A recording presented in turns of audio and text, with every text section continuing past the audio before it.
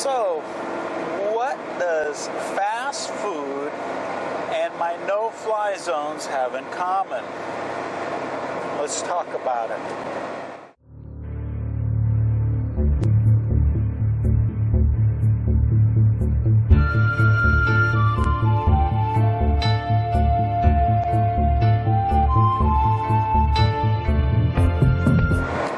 So as you probably know by now if you watch the channel, this channel's about trying to get you from where you are to where you want to be, which is probably Thailand if you're watching this channel.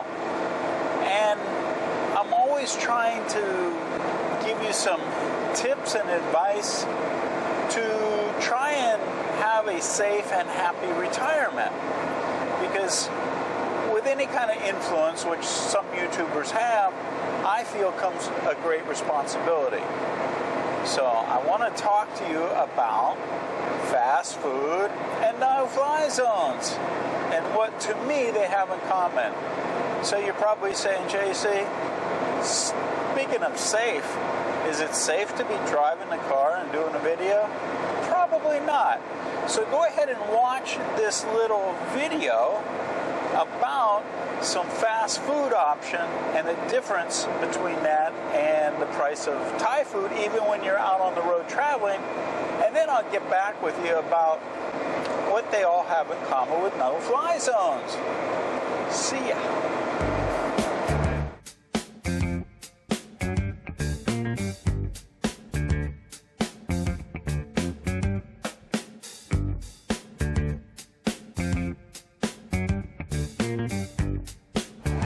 Well, Nat and I was having a little hankering for some barbecue, so we're at Texas Chicken, established 1952. So I grabbed Nat a visa, and we're going to eat some chicken in America, in Texas.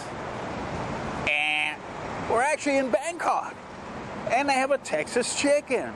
Never been here before.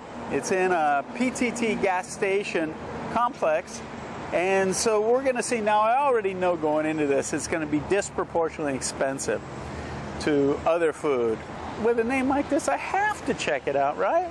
Look at this sign. It's got chicken burgers and fried chicken and chicken wraps and French fries.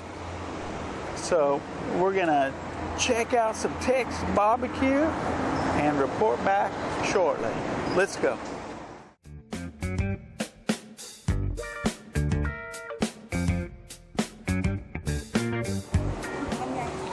Cup. Okay, so we ordered up some food, and of course looking at the menu you can see, wow, this is a little bit expensive, but it give you a comparison. I've got a Mexicana wrap, which is chicken, and I didn't see any barbecue chicken. Everything was fried and everything, so I don't know why it said. I thought I saw before Texas barbecue, but it just says Texas chicken, so I don't see any barbecue. Maybe there was, but I didn't see it. But anyway, they had a Mexicana burger. They said it's got a spicy sauce on it, so I went with that, but I didn't get the burger. I got it in a wrap form, and this was 99 baht. So it's about 34, 35 baht to $1 right now. So it's like a $3 sandwich. Thank you. Cup. All right. So the small mashed potato I got a la carte was 29 baht. Again, it's 34, 35 baht to $1, so a little bit less than $1. And the French fries, this is a medium fries, and this was 57 baht. So we got 99, 29, and 57. Came to 185 baht. I'll put the price as of today's exchange rate that I'm making this on the video so you can see now. In comparison, I told you it'd be disproportionately expensive. There's another place that we stop when we're on the road, and we usually get kenojin. If you're not familiar with kenojin, it's fermented rice noodles, and then they have like green curry over them or something, that really tasty stuff. But they were out. It's 3 o'clock in the afternoon, so they were out of that, and they also have a really cool dessert that's here as well, but they're out of that as well. So Nat ordered pork over rice. It's got some hard-boiled eggs, pork over rice, a little broth to drink with it, and guess how much that was in comparison. Now mine was 185 baht, hers is 45 baht. So this is the thing I've always said, yeah, you can come over and eat like a foreigner. You can eat burgers and pizzas and chicken, fried chicken at KFC and stuff, but you're going to pay like you do back home, maybe even more. But if you eat Thai style, it's a lot cheaper. But I've gone by this place a number of times. I said, this time we're going to stop. I'm going to see what they have and how much it is. So there you go. We're going to dig into some Texas chicken. Maybe one day they'll have Texas barbecue. Remember, when it comes to eating on a budget, there's only one option. Eat Thai style. See ya.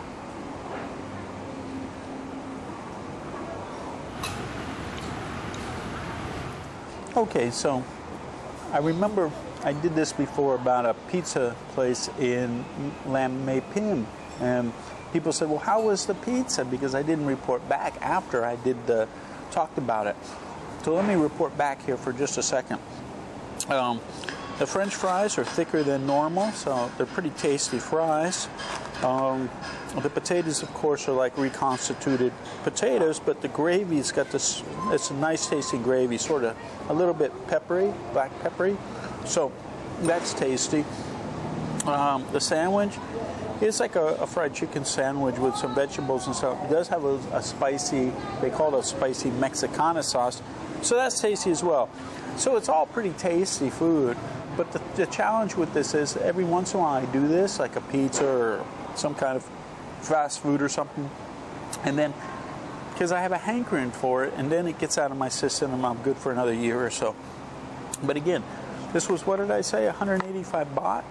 And if you look at the menu at this place with the kenom jin, the noodles, rice noodles, or the rice dish, kuitiao, which is a noodle soup, if you look at all these prices on here, 20 baht, 30 baht, 35 baht, 40 baht, 30 baht, 35 baht. The most expensive thing is what Nat got, was 45 baht. 45 baht here and 45 baht here. So you can see the most expensive thing on the menu was 45 baht. So I paid 57 baht. So just these French fries are more money than her whole meal was. So there you go. Anyway, I wanted to follow up with that and tell you the food is good, but nothing that I would drive home to Texas for. See ya.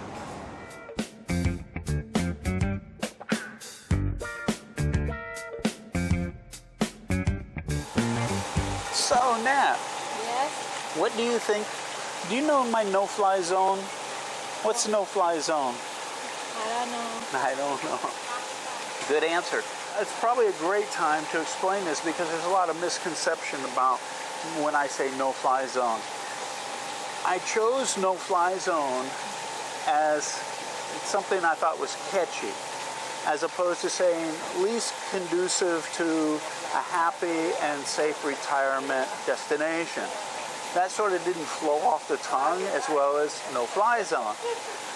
But I've just been informed that people are misconstruing or misunderstanding the intention of that term, because where it derived from was during the first Gulf War, when it was areas that they wouldn't allow planes to fly, so they called them no-fly zones.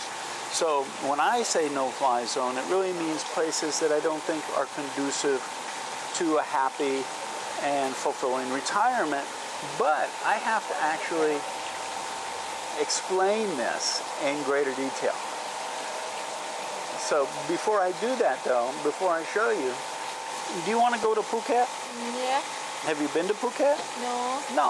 Why do you want to go to Phuket? Never see. Well, what do you want to see? They said beautiful beach. Beautiful beach. Okay, cool. What else? Anything else? No. No. Follow beautiful. Oh, okay. So beautiful beaches. Very nice. A foreigner or Farang probably wants to go to Phuket for the same reason. But also, Phuket has the nightlife, we call nightlife, that someplace like Pattaya has, or parts of Bangkok, but on a smaller scale. That means they have the bars, the women, and things like that. So that's there. Probably seafood, ahan TIMyT. Yeah. So you'd like to go, right? Yeah. How about, do we ever go to Pattaya? Yes. Yeah. Do we enjoy when we go to Pattaya? Yes. Yeah. You want to go to Samui? Yes. Why? I never go see. What do you want to see in Samui? I want to see everything in heaven.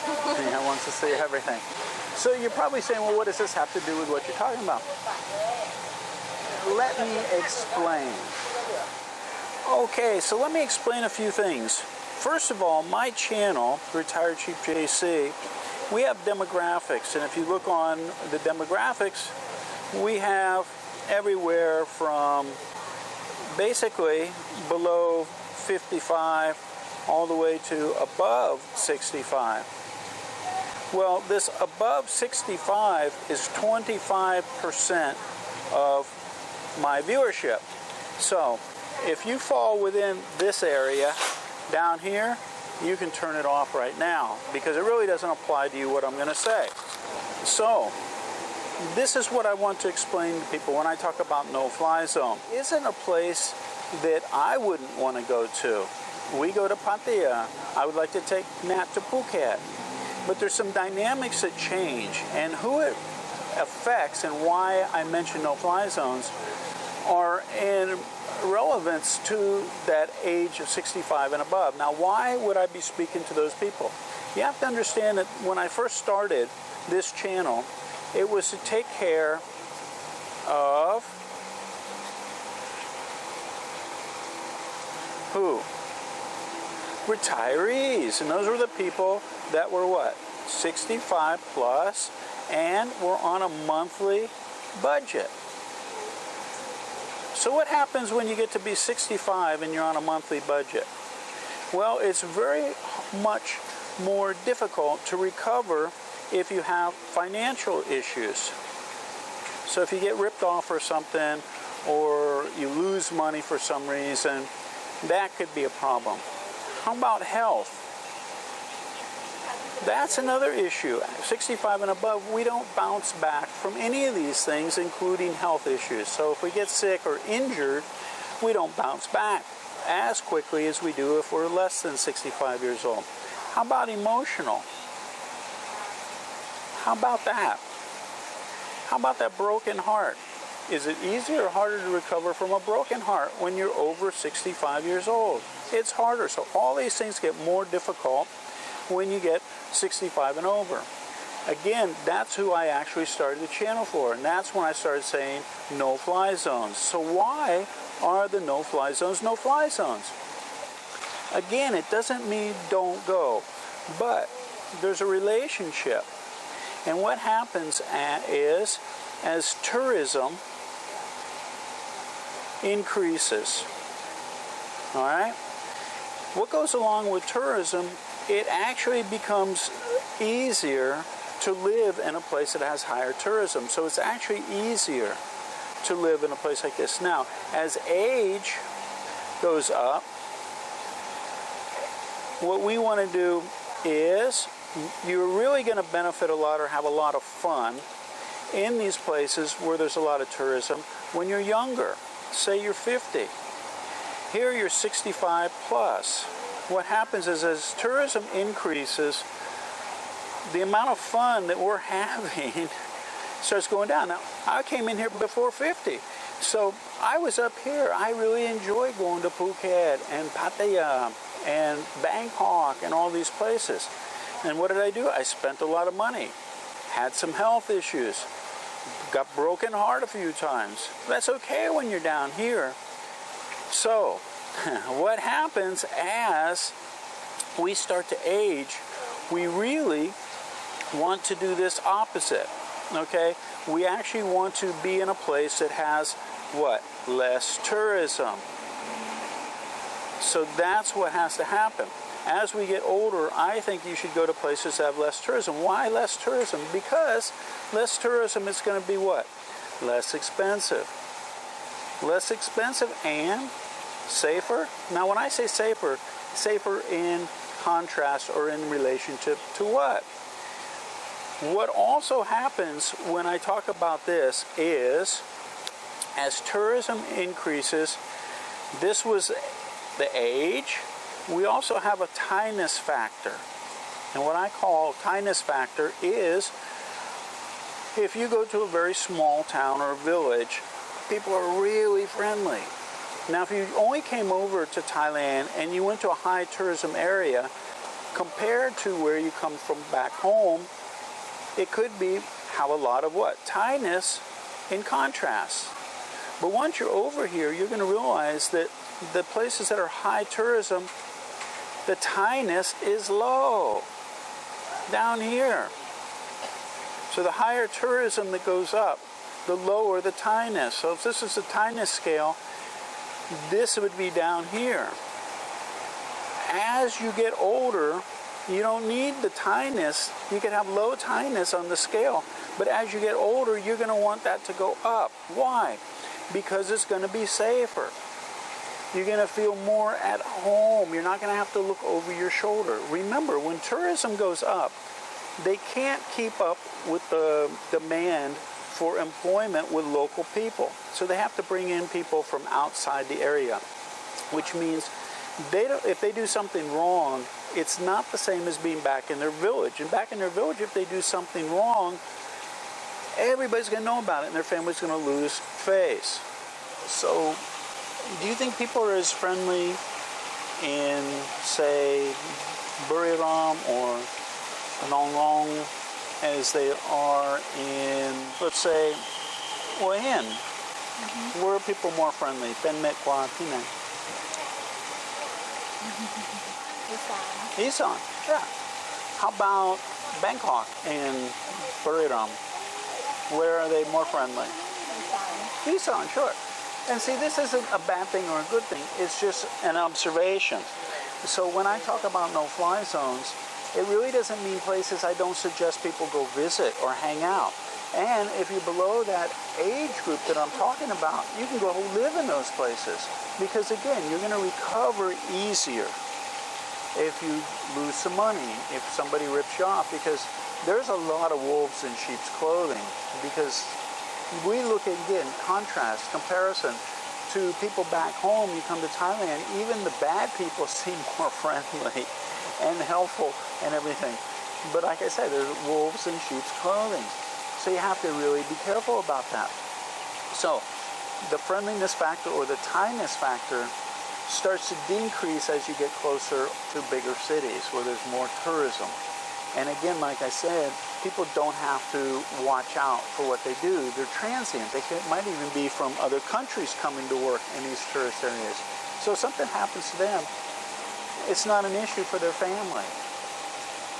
And you have to realize too that desperate people do desperate things. So people that are coming to work in other countries like Thailand don't have a lot of money. And they see foreigners as targets. And I hate to use that word, but really they are. If we have a piece of gold jewelry or a camera, that represents a year, 2 years worth of wages, income, and it becomes very tempting. As we get older, we're less able to fight back, and we're more sort of like the sharks and the injured fish in the water. They go after the injured fish, the easy prey. And so this is the thing.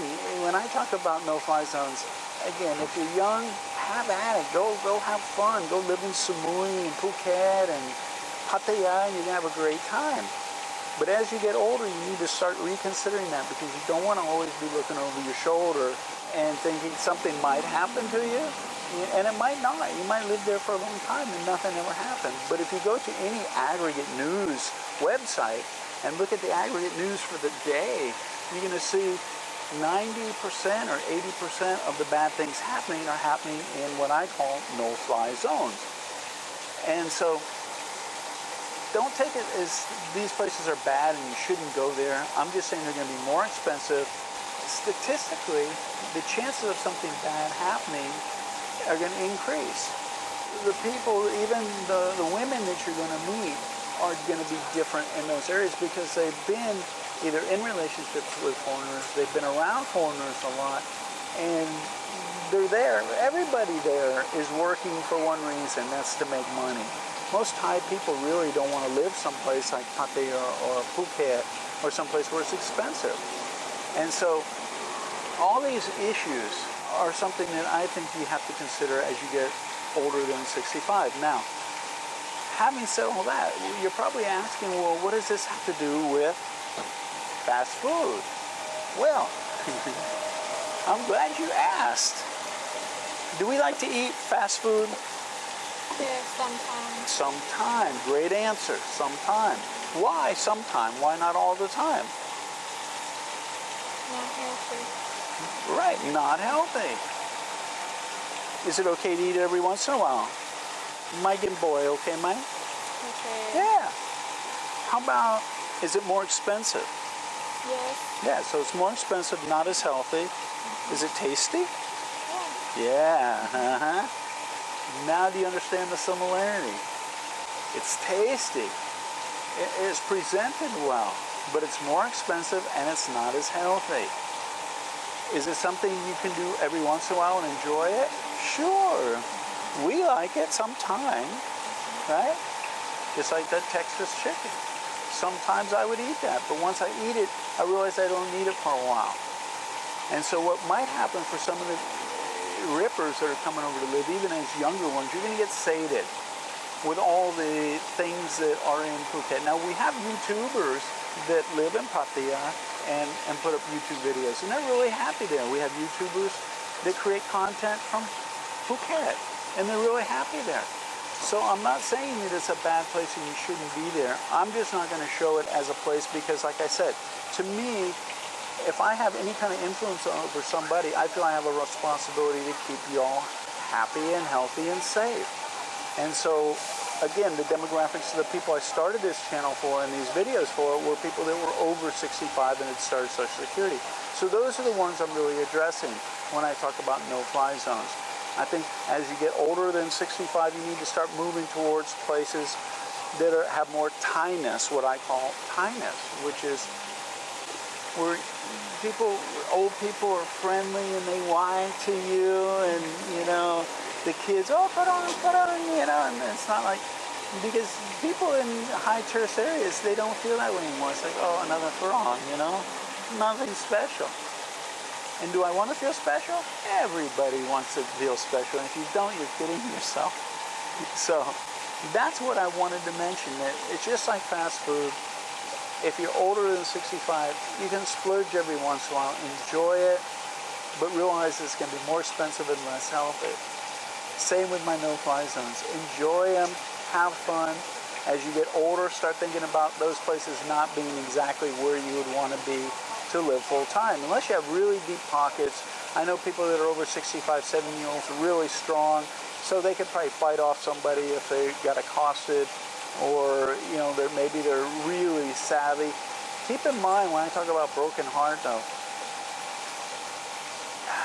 when your needs start getting fulfilled, if you come to Thailand and you're already over 65, and you've been in bad relationships, and you've spent a lot of money, and you've lost a lot of money, or whatever, all your needs, your human needs, are going to be starting to get fulfilled instantly. And it means you're going to get attention, you're going to be told you look great. It doesn't matter if you know it's real or not real. If somebody says something kind to you, it always feels good. Even if you know they're just joking or lying to you, because they want to make you feel good. And so all these things are great. And you have to really be careful that when your human needs are being fed and it feels so good, don't just use the wrong head to evaluate your life. Pay attention. Somebody asked me, they said, one of my members, well, you're going to go live in Samui. And I said, well, be real careful. And they said, well, what do I need to be careful about? And I don't need to say specifically, well, you need to watch out for this and that and that. It's just everything statistically increases as you get to that area in a sort of a negative way. If you think higher prices are a positive thing, well, then it's going up in a positive way. If you think higher crime statistics going up are a great thing, well, then that's good for you too. But for me, those are negative things. So they go up with the amount of tourism, costs and dangers. And as I say, as those things go up, as you get older, you should be looking for places where those are less prevalent. And just like fast food, enjoy it, have fun, eat good food, as on a regular basis, eat good food. Live in some place that you can chill out, just chill on a regular basis.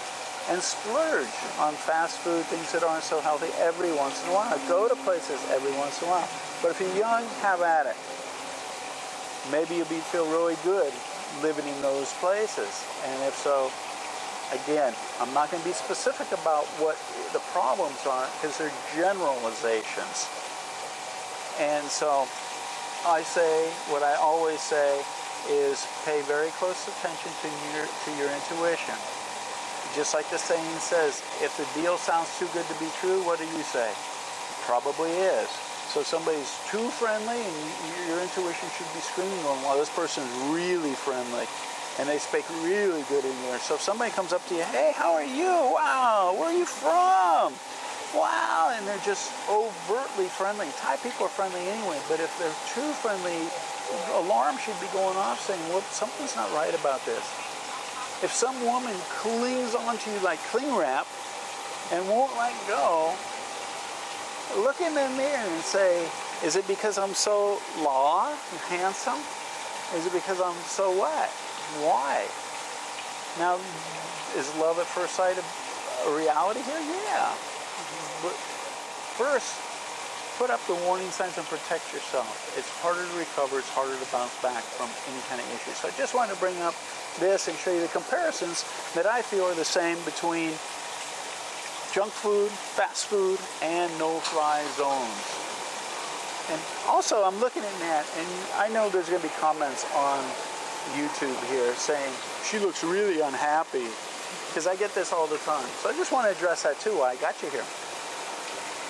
If you start to learn Thai language, and you can understand bits and pieces, if some Thai person comes up to you and speaks really slow, you're probably going to understand quite a bit of what they're saying. But if they start speaking at their normal pace, that they speak Thai language, your eyes are going to glaze over and you're going to go, huh? And you're going to, because realize you got to go inside your brain and translate every word into your native language from the words you know. And if you don't know some of the vocabulary that you're hearing, then you're trying to piece it together contextually to understand. So that's thinking, oh, he's going to ask me a question. I have to understand what he's saying. And it's difficult for any Thai person to understand foreigners when they speak at a normal pace.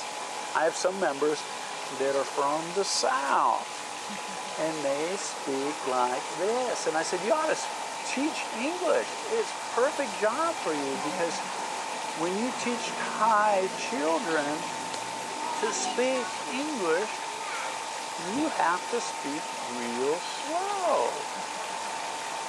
So if I talk to you like this, you would go to flip to another channel. So I have to speak quicker.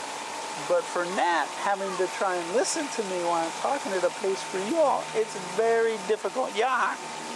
Yeah. เข้าใจไหม Some, yeah. เข้าใจ percent เท่าไหร่ 50 Yeah, about 50%. So when you look at her, it's not that she's unhappy. It's just that she's panicking because she's not understanding all the things I'm trying to tell you, because some of the ideas and concepts are a little bit complicated. Even if I did speak slow, it might be difficult for her to understand some of the things I'm telling you all. And when I speak at a normal pace, it's really difficult for her. So I think she does a great job and hangs in there with me. And I hope you appreciate her being on camera, and that I can get some opinions from a Thai person as well about what I talk about. So remember, when it comes to where you live and how you eat and enjoying your life in Thailand, there's always an option, right? Yeah. Just hedge your bets and move towards doing more of the good things than the bad things. All right? JC and Nat out. See ya. Hey, JC here. If you like that video, make sure to give us a thumbs up and subscribe to our channel here. Also, we have another video up here you're going to be really interested in watching as well. And if you're looking for all the details of how to retire in Thailand in one place, plus a group of people to support you, check this out over here. Give it a click.